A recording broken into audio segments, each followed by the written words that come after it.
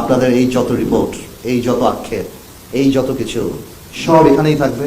Sandwich খাবো, coffee খাবো, কিচ্ছু হবে না। If we do not feel that we want change, if we do not feel that our power should be limited, nothing will happen. এবং গত 50 বছর তাই হয়েছে। আপনি আমাদের কনস্টিটিউশন বিশ্বের যে কাউকে দেন, দারুণ কনস্টিটিউশন, কিন্তু কোনো লাভ নেই। নাথিং ইজ উইদাউট ফ্লস, প্রত্যেকটা দেশেই থাকতে পারে।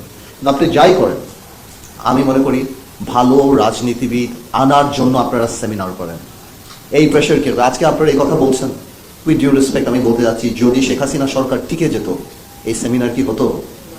আমরা যখন মার খেতাম, ছাত্ররা যখন এই আন্দোলনের আগে আমাদেরকে যখন ধরে নিয়ে যেত, ছাত্রদল বা জামাত করলেই যখন মৃত্যুটা খুব স্বাভাবিক ব্যাপার ছিল, যে ও জামাত করে, ও ছাত্রদল করে, ও তো মারা যাবে, ওকে তো ধরা হবেই, তখন কিন্তু আমরা সেমিনার হতে দেখি নাই। হেফাজতের বাচ্চা বাচ্চা ছেলেদেরকে যখন দেখলাম কান ধরে উঠাতে বসাতো, সেই সময় কিন্তু আমাদের গায়ে লাগে নাই। গায়ে লেগেছে যখন নর্থ সাউথ আর ব্র্যাক ইউনিভার্সিটিতে গোলাগুলি হয়েছে। কেন? কারণ সেখানে আমার ভাই বোনরা পড়ে। সুশীলদের তখন গায়ে লেগেছে যে আমার ভাতিজা, আমার ভাই, আমার এরা পড়ে। তো জাতি হিসাবে আমরা কতখানি সেলফিশ। আমরা এই আন্দোলন তো কোটা দিয়ে আরম্ভ হয়েছিল। কই কোটায় যারা আন্দোলন করেছিল, ওনারা যখন 2 বার বীর তর্পণে যে ভোট ডাকাতি করে গিয়েছিল, তখন তো একবার চিন্তা করে নেই যে ভাই আমার গণতন্ত্রের সবচেয়ে বড় অধিকারটা হরণ করা হয়েছে। কারণ আমার বাড়িতে এসে পড়েছে, আমার ভাই বোন রাস্তায় মারা গিয়েছে, তখন আমাদের হয়েছে। এবং অ্যাকুমুলেটিভ হয়েছে। প্রথম আমি একটা অনুরোধ করবো, আজকে আপনারা এমন কিছু বানান যাতে ইচ্ছা করলেও কালকে আমরা ক্ষমতায় যদি যাই, আমরা নুইসেন্স না করতে পারি। তারপরের দিন জানি আপনারা রাস্তায় নেমে যান। কারণ এখন সত্যি কথা, আমরা রাজনীতিবিদরা একটা জিনিসই ভয় পাই, যে আপনার প্রেডিক্টেবল শত্রু যেটা আওয়ামী লীগ করতে চেয়েছিল, যে খালেদা জিয়া বিএনপি চেয়ারপারসন বয়স হয়ে গিয়েছে, নেই, তারেক রহমান আসতে পারবে না, জামাত ইসলামীর কোমর ভেঙে দিয়েছি, জাতীয় পার্টি তো আমিই চালাই, সুতরাং I will run, I will lead, I will rule. কোনো দৃশ্যমান শত্রু আমার অপোনেন্ট বাংলাদেশে নেই।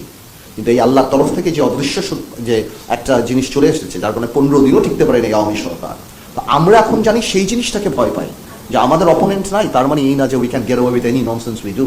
ওই জিনিসটার জন্য আপনারা দাঁড় করান, যে আমাদেরকে আপনারা আর স্বৈরাচার হতে দিয়েন না। এটা আমি জনগণকে বলবো। এই জনগণ 50 বছরই তো রাজনীতিবিদে দেখেছে। কারণ অনেক কথা আমার এখন বলা উচিত না, যদি ইজ নট হেয়ার, বাট আমার কথা ছিল, কেন এই রক্ষী বাহিনীর গল্প আজকে মনে পড়লো, আগে মনে পড়ে নাই? এই রক্ষী বাহিনীর পরেও কি 2008 সালে আওয়ামী লীগ নির্বাচিত হয় নাই? আওয়ামী লীগ এমপি বানায় নাই? এই ইয়াবাবতী বিচ্ছু সংসদের কি এসপিরা সেলুট দেয় নাই জানার পরও? এগুলি বাস্তব।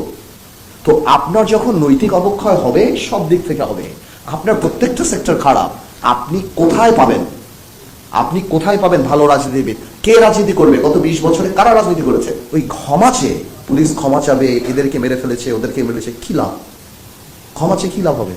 কালকে আবার ক্ষমা চাবে। গত 15 বছরে কত র্যাব হত্যা করেছে, কত সাধারণ মানুষকে হত্যা করেছে, আমরা এই ব্যাপারে কথা বলিনি। তো আমার কথা হলো, একটা সময় এখন আসছে, আমরা আবেগটাকে বাদ দিয়ে বিবেকে আসি, এবং আমাদের সবার এই ক্যাম্পেইনটা করা উচিত, ইনক্লুডিং আস, যাতে করে ভালো মানুষরা রাজনীতিতে আসে, ভালো মানুষরা পলিটিক্সে আসে, ভালো মানুষের নেতৃত্বে আসে, দেশ পরিচালনায় ভালো মানুষ থাকবে। বিকজ ভালো বাবুর্চি থাকলেই ভালো খাওয়া পাবেন, ভালো ইঞ্জিনিয়ার থাকলেই ভালো বাড়ি পাবেন, ভালো ডাক্তার থাকলেই আল্লাহ ছেলে মানুষ।